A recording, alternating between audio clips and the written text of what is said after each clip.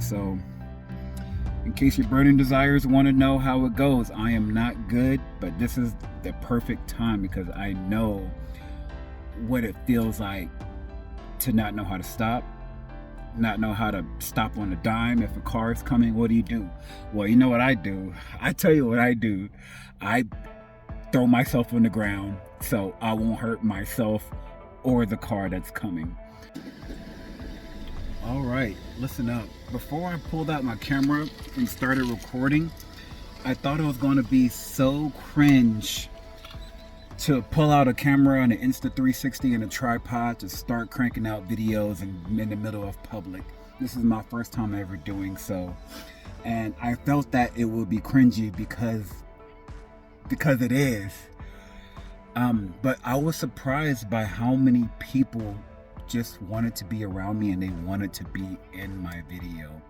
So if you guys out there are afraid to start making videos because you're worried about what the public is thinking of you, you're never going to see them again. Just start recording anyway. But alright, that's that piece of advice I want to leave you with before we jump right into this video. Alright, here we are. So, first of all, I thought to myself, I'm going to start making YouTube videos about how to skate for beginners 3 years or so, because the videos I've been watching, these guys who teach people how to skate for beginners have been skating for 3 years plus. So I was like, I'm going to start cranking out videos whenever I, become a grown-up. Then I realized this is the perfect time to start making videos for beginners while I'm a beginner, right? So, all right, we're going to jump right into it.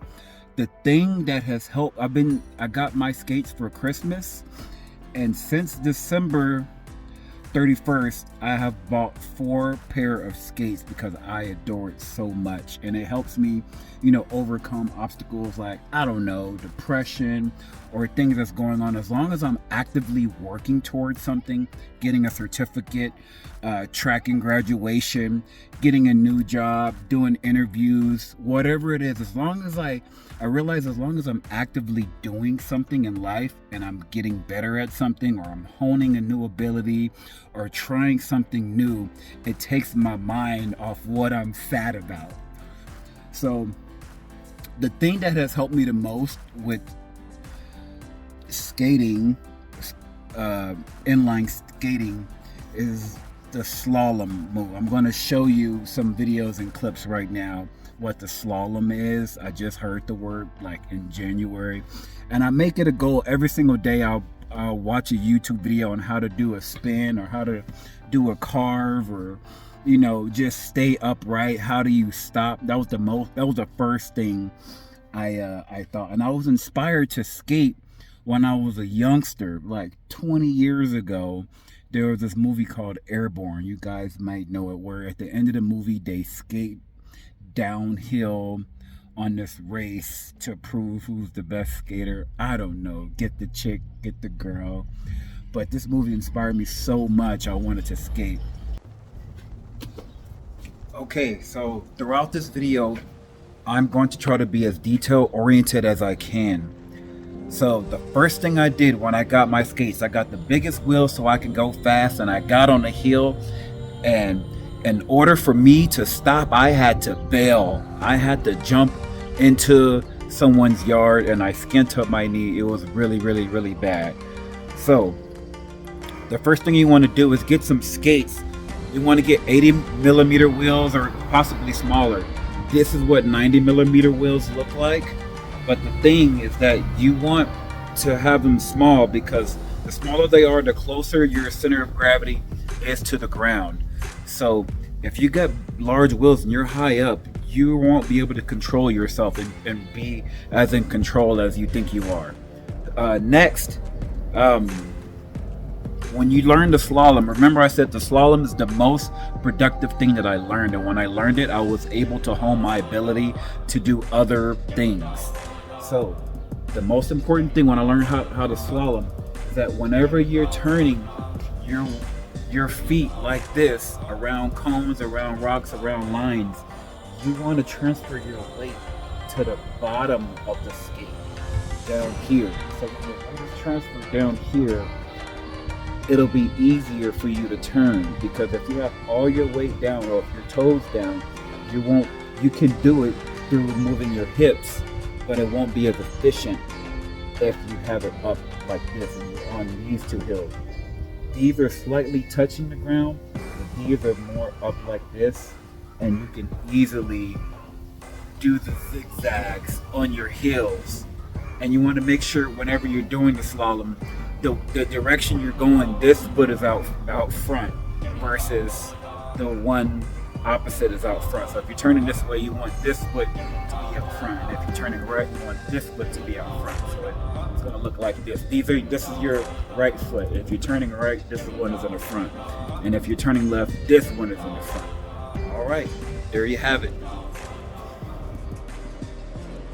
All right, guys, like I was saying, learning the slalom is the most beneficial move I ever learned while being an intermediate skater. The reason why is because the slalom is like the base move for most of the tricks that you're going to try to do. Turning, spinning, carving, stopping. The slalom is very effective and it's going to get you used to other things. One of the first things I want to say is that you want to avoid parallel grooves in the ground, creases that are in the sidewalk that are vertical with you, so in the direction that you're going. Oftentimes my skate wheels get caught in between the cracks in the ground and I'm going parallel with it, and sometimes I'll like get jiggly, I'll have to bail and jump because I still haven't honed my ability to stop. Also,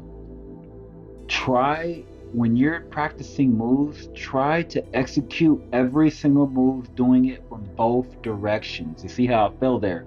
Make sure that you practice doing it both sides. So if you're learning to stop with your right foot dragging it, immediately do it with your left foot dragging. Same thing, if you're trying to spin on the right side or carve right like this, you want to come back and then carve left, because there's going to be a lot of times where you need to stop on a drop, at the drop of a hat, and you only learn how to stop or turn or bail out on your dominant side.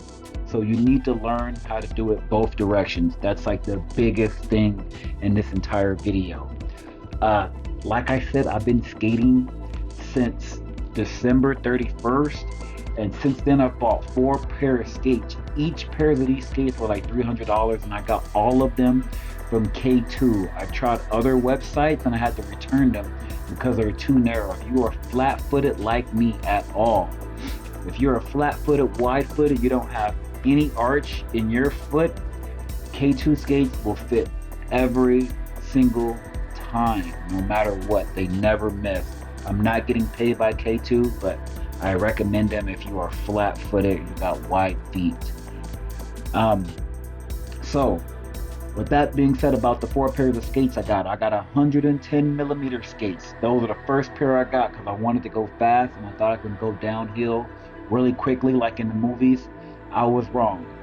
It was shockingly scary, the speed that I was going.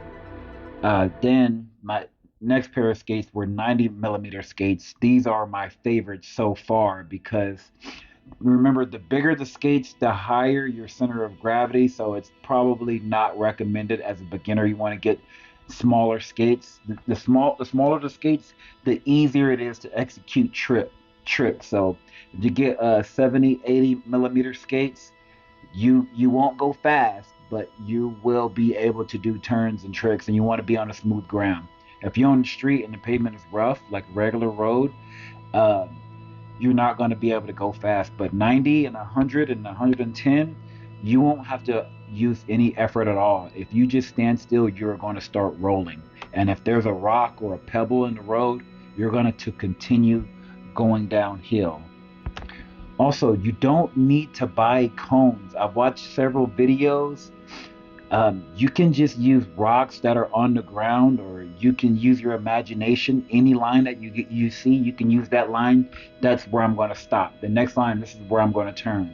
Another line, this is where I'm going to practice to skate. Use the lines in the pavement or in the street or the cracks in the ground to actually stop. this is where you want to stop at the next line, or at the stop sign, or at the crack in the road. Um, every single chance that I get, I try to skate. You never know who's watching. There's other people who want to do things, and you're going to be motivating people to do things just like you. So if you're out there, like on your lunch break, for example, and let's say your lunch break is an hour long. On my lunch breaks, I skate and I walk. And what happens is that other people catch it. They're like, oh, I should be walking on my lunch break too. I could be trying to practice skating or any of my other hobbies. I have a whole entire hour lunch break. Think of how many hours you get a year to use on your hour lunch break to practice anything that you ever wanted to do. You don't got to skate.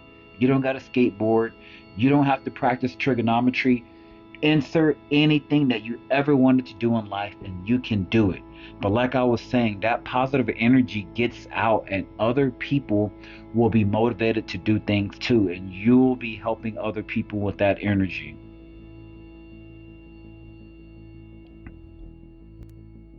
Another thing that I forgot to mention, all pairs of skates that you're going to get are going to come with a brake. You're going to use that to slow down, especially if you're a novice.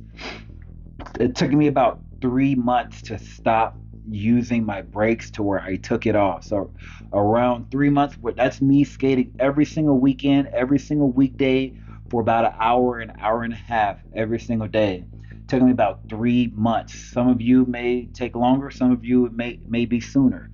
But you don't want to take off your brakes so cavalier because you can end up hurting yourself because you don't know how to stop. But like I said, practice stopping on both feet.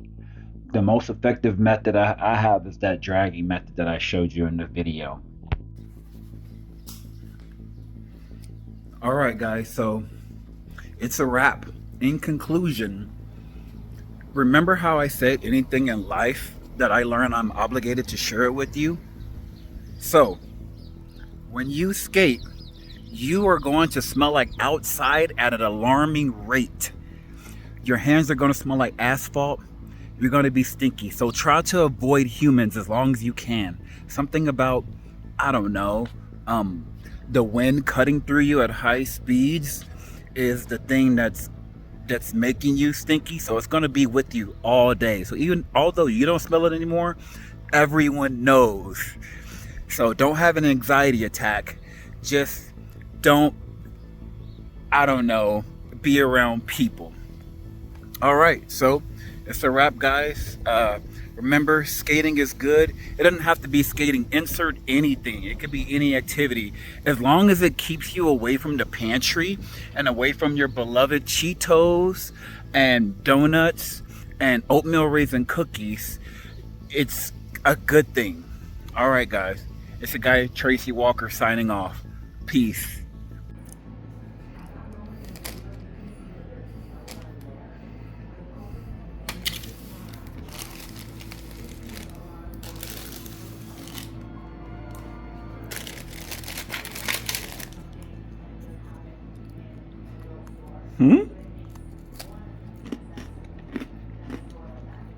What are you doing? You baby? Abomination. Abomination. Sit. Abomination. Sit. Or not. There we go. Boo thinks you were giving her something because he jumped off of here. Alright, everything I did in this video was pretty hard because skating requires both of your arms and hands, because your arms and hands are counterweight. So everything that I recorded was very hard because I was holding the Insta360 and the selfie stick at the same time. So that really wasn't easy. Please appreciate this video. Give this video a thumbs up. I monitor my questions, my comments closely. So if you have any questions about anything, or you disagree with anything that I've said, or you want to learn how I did something, or what skate or what millimeter that you recommend for certain things, hit me up in the comments. I kid you not, I'll reply to every single last one of you in the same day. All right, it's a wrap, guys. It's your guy Tracy Walker signing off.